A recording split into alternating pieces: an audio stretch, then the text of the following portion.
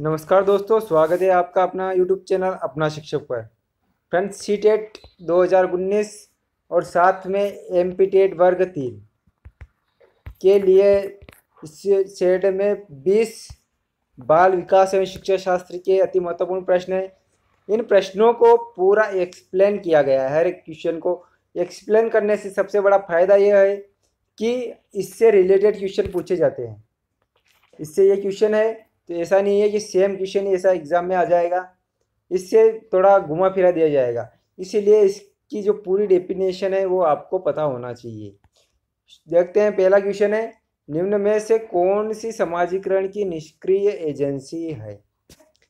अब यहाँ पर देखना है, समाजीकरण हो रहा है, साथ में क्या हो रहा है, निष्क्रिय एजेंसी की बात पूछी है, एक्टिव नहीं, निष्क्रिय, सक्रिय नहीं, निष्क्रिय।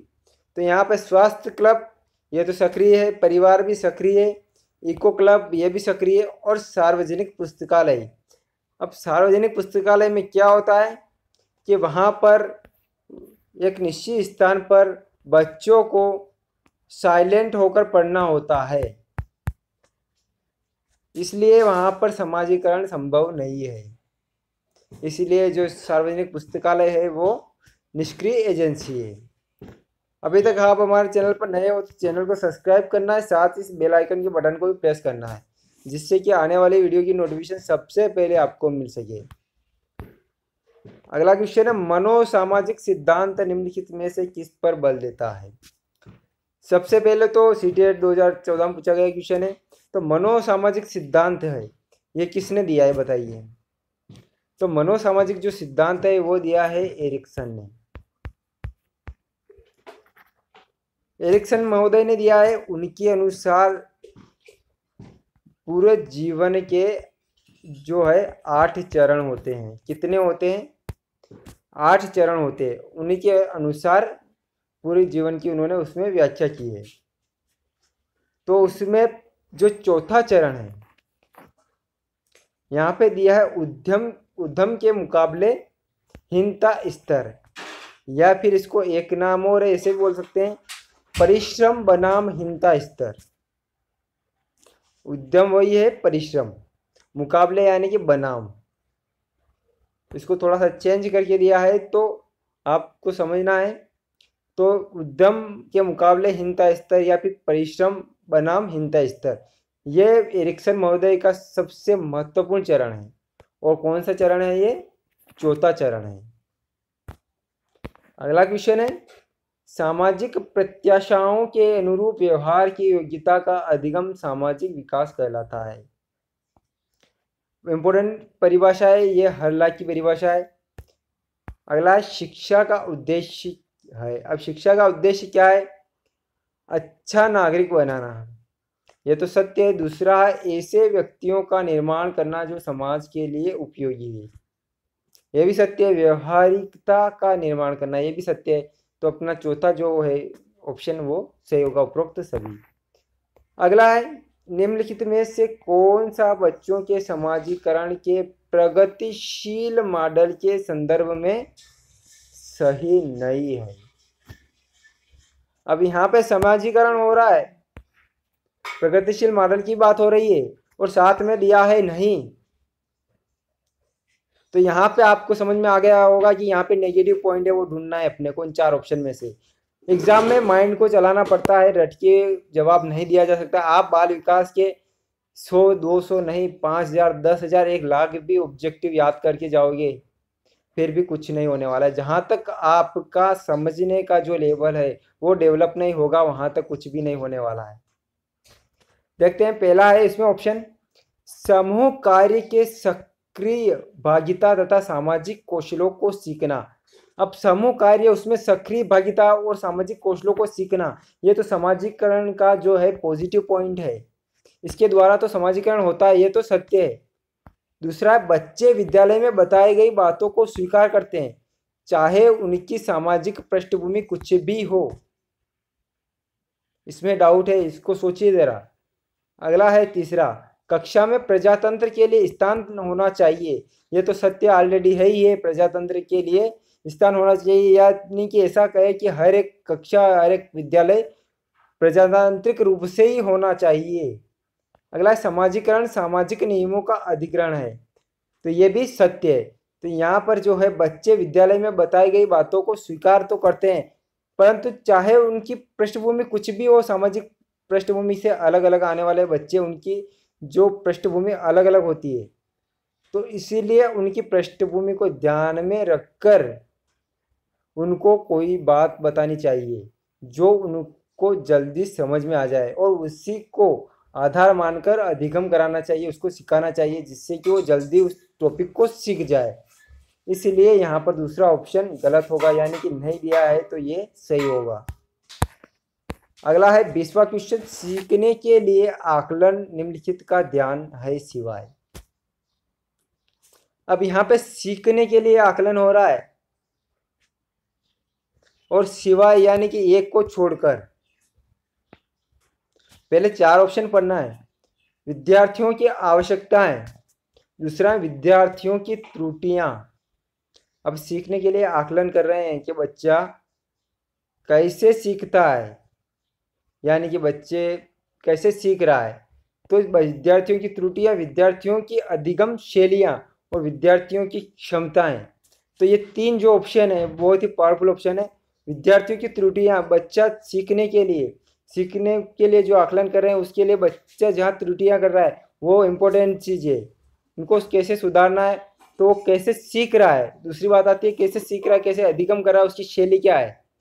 अगर वो इस शैली से नहीं सीख रहा है तो उसकी शैली चेंज करनी पड़ेगी, ये भी इम्पोर्टेंट है। तीसरा विद्यार्थियों की क्षमता है, जो टॉपिक है और जो लेवल है उस टॉपिक को एक्सप्लेन करने का, अगर वो क्षमता नहीं है उस बच्चे की तो उसका जो समझाने का लेवल है वो चेंज करना पड़ेगा वहाँ पर।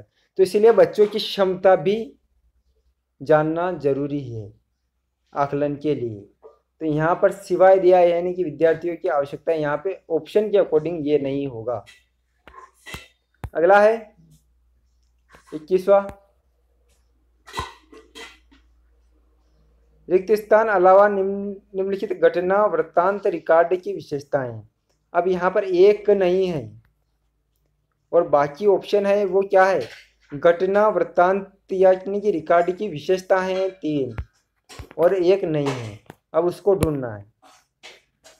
अब यहाँ पर पहला, यह पर्याप्त विस्तार से पूर्ण तथ्यात्मक प्रतिवेदन है।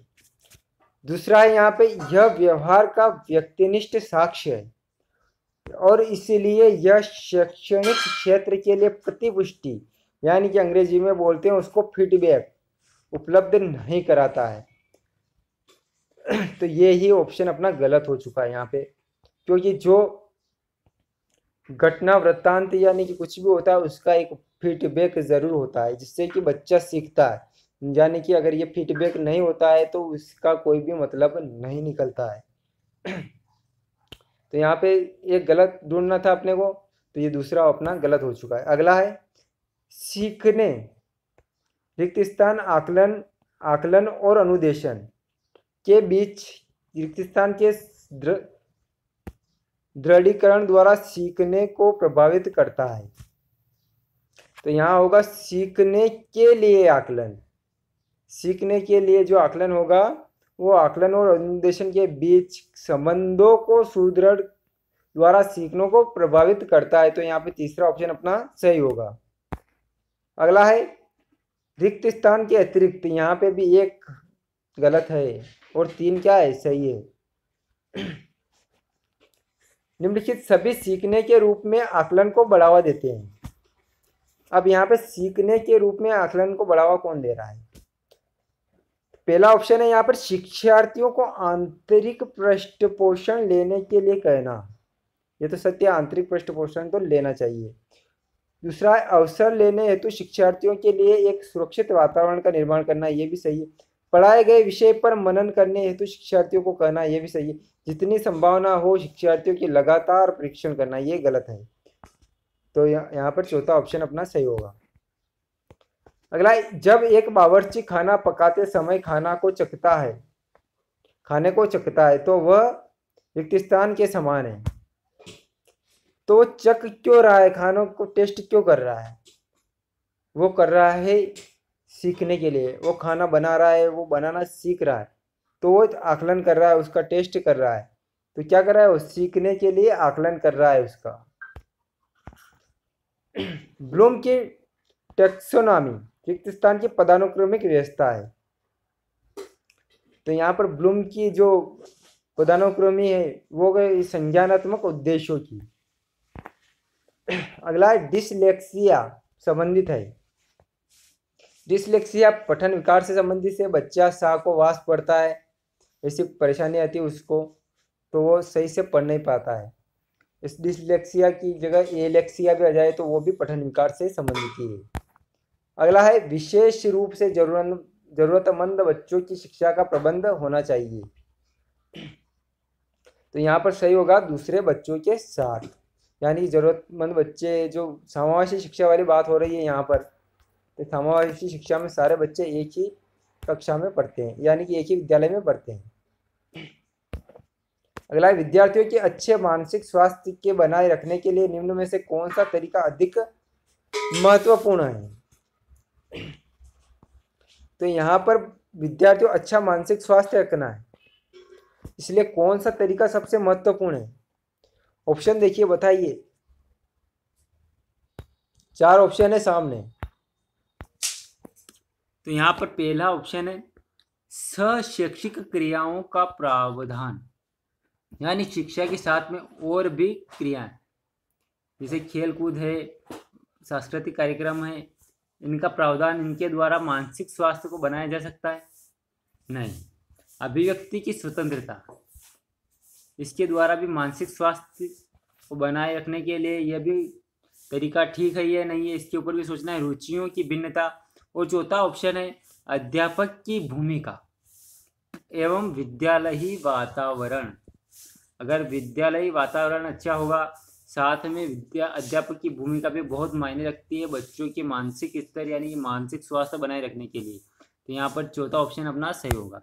अगर अधिगम निर्योग्यता यानी अधिगम में बाधा, यानी सीखने में जो बाधा होती है, अधिगम निर्योग्यता क्या है, उसका लक्षण क्या है, तो वो होता है अवधान संबंधी बाधा या विकार। अवधान मतलब कि ध्यान, किसी भी टॉपिक पर ध्यान केंद्रित करने का जो विकार होता है वो होता है अधिगम निर्योग्यता।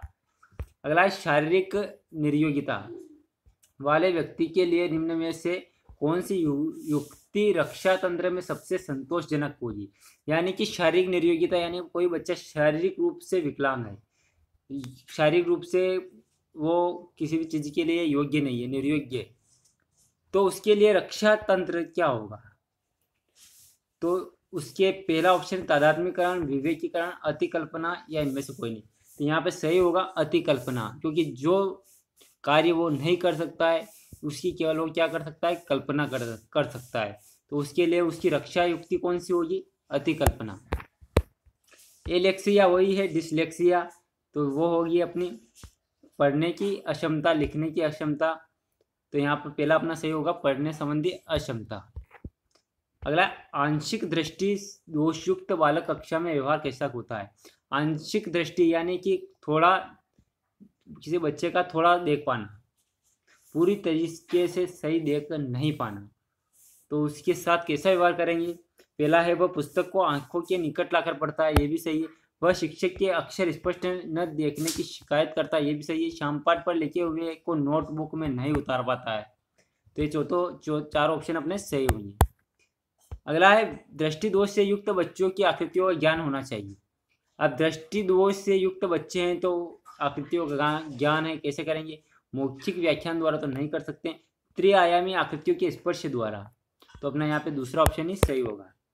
Thank you for watching friends.